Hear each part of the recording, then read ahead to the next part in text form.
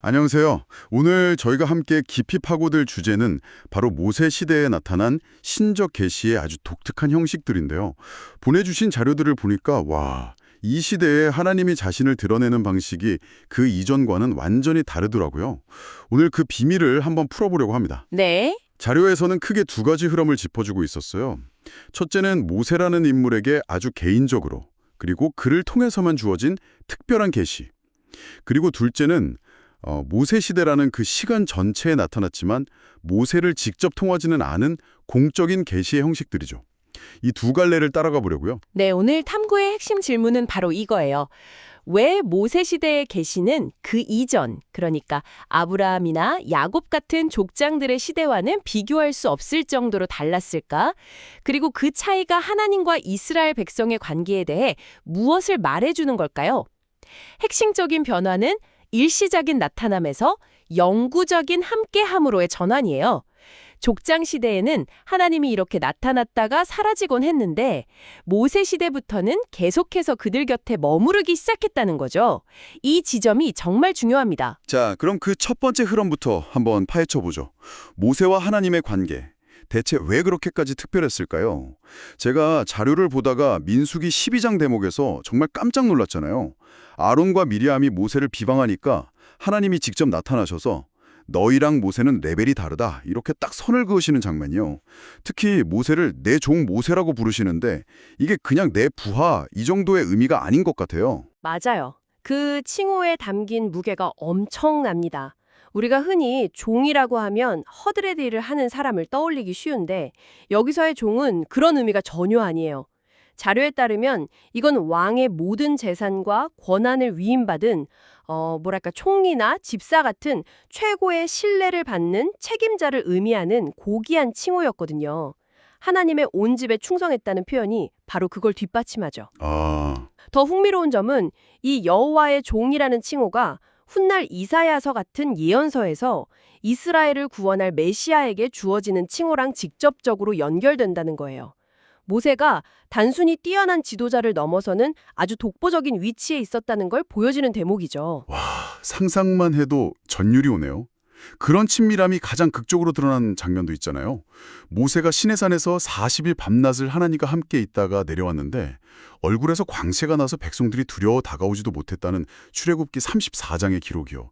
이건 인간이 신적인 영역에 닿았을 때 어떤 일이 일어나는지를 보여주는 가장 강력한 이미지가 아닐까 싶어요. 그렇죠. 그런데 여기서부터 이야기가 정말 흥미로워져요. 이토록 위대한 계시를 받은 모세에게조차 명백한 한계가 있었다는 점을 자료가 날카롭게 지적하고 있거든요.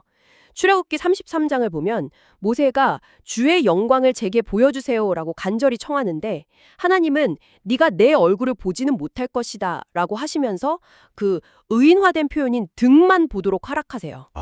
아무리 가까운 사이라도 유한한 인간인 모세가 무한한 하나님의 본질적인 영광 전체를 감당할 수는 없었다는 걸 명확히 보여주는 거죠. 잠깐만요. 여기서 제가 자료를 읽으면서 가장 헷갈렸던 부분이 나와요.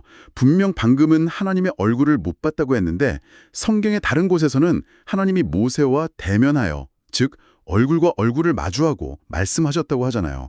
심지어 민수기 12장에서는 모세가 여호와의 형상, 히브리어로 테무나를 보았다고도 하고요.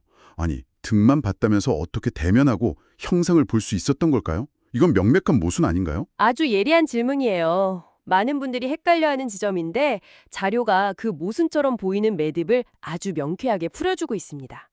우선 대면하여라는 표현은 문자 그대로 서로의 얼굴을 쳐다봤다는 뜻이 아니에요.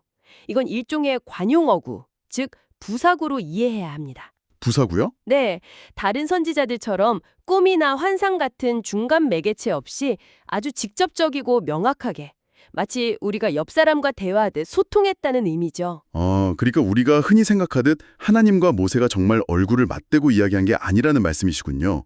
그냥 중간 과정 없이 다이렉트로 소통했다는 뜻의 비유적인 표현이었다는 거네요. 이건 정말 큰 오해를 바로잡아주는 부분인데요. 그럼 형상, 테무나는 뭔가요? 그 형상 테무나 역시 모세가 볼 수 없었던 그 본질적인 얼굴과는 다른 차원의 현현이에요. 하나님의 완전한 본질은 아니지만 그분의 영광을 눈으로 볼 수 있는 형태로 보여주신 거죠. 자료는 또 다른 예를 들어요. 출애굽기 24장에서 이스라엘의 장로 70명이 하나님을 보았을 때 그들이 실제로 본 것은 하나님의 발 아래에 있는 청옥판 같은 것이었어요. 아, 발을 봤군요. 네. 이건 역시 모세가 하나님의 등을 본 것처럼 하나님의 온전한 영광이 아닌 제한된 형태로 그분의 임재를 경험했음을 보여주는 거예요.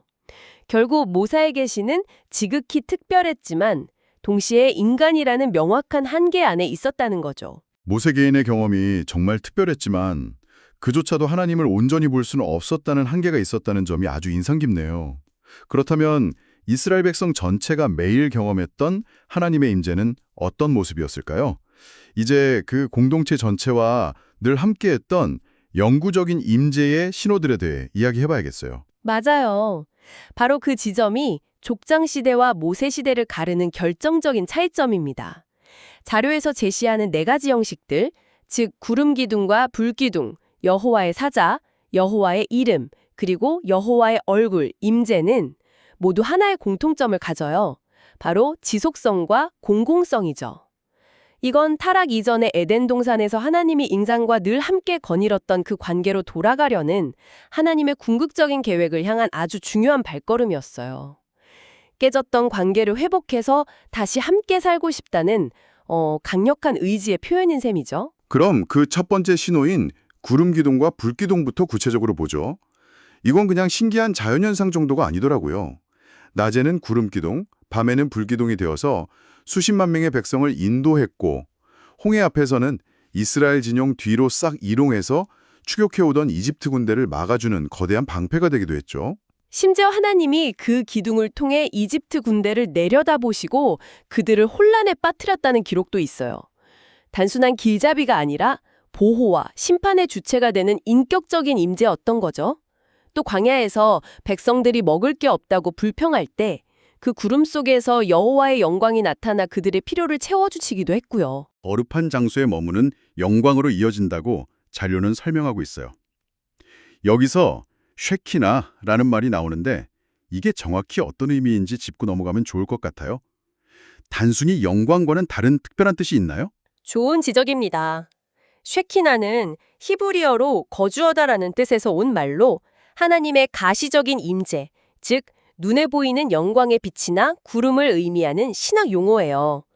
하나님이 특정 장소에 내가 지금 여기에 살고 있다라는 것을 물리적으로 보여주는 현상이죠. 이 모든 것을 관통하는 핵심은 하나입니다. 하나님의 임재가 더 이상 드문 이벤트가 아니라 백성들의 삶 한가운데 일상적이고 영구적인 실제가 되었다는 겁니다. 매일 아침 눈을 떴을 때 우리 진영 한가운데 하나님이 임재를 상징하는 구름 기둥이 변함없이 서 있는 걸 본다고 상상해 보세요. 그건 정말 모든 걸 바꿔놓는 경험이었을 거예요. 믿음의 차원을 넘어서는 물리적인 현실이었겠네요. 그런데 이런 거대하고 어떻게 보면 비인격적인 형태의 임재만 있었던 건 아니라고요. 자료를 보면 때로는 훨씬 더 개인적이고 직접적인 방식으로 나타나기도 했다고 하더군요. 바로 이 여호와의 사자 이야기인데 저는 이 존재가 좀 헷갈려요. 헷갈리는 게 당연해요. 아주 신비로운 존재거든요. 이 사자가 처음 중요하게 등장하는 게 바로 모세가 떨기나무 불꽃 가운데서 부름받는 장면이죠. 그런데 본문을 자세히 보면 정말 이상해요. 처음에는 여호와의 사자가 불꽃 가운데 나타났다고 해놓고 바로 다음 구절에서는 하나님이 떨기나무 가운데서 모세를 부르셨다고 하거든요. 아, 그러니까 한 문장 다음 문장에서 바로 화자가 바뀌는 거네요. 성경이 의도적으로 이 사자 이꼴 하나님이라는 공식을 보여주고 있는 셈이군요. 바로 그거예요. 텍스트 자체가 사자와 하나님을 동일시하고 있는 거죠. 그리고 결정적인 증거가 출애굽기 23장에 나와요. 하나님이 이스라엘을 인도할 사자를 약속하시면서 이렇게 말씀하세요. 내 이름이 그에게 있음이니라. 그를 거역하지 말라. 그가 너희의 허물을 용서하지 않을 것이다. 사자를 거역하는 게 용서받지 못할 죄가 된다는 이 경고는 이 사자가 단순한 메신저가 아니라 하나님 자신과 동등한 권위와 신성을 지닌 존재임을 분명히 보여주는 거죠. 그런데 금송아지 사건 이후에 이 부분에서 아주 흥미로운 반전이 일어나죠. 하나님이 진노하셔서 나는 너희와 함께 가지 않겠다고 하시면서 대신 한 사자를 보내겠다고 하세요.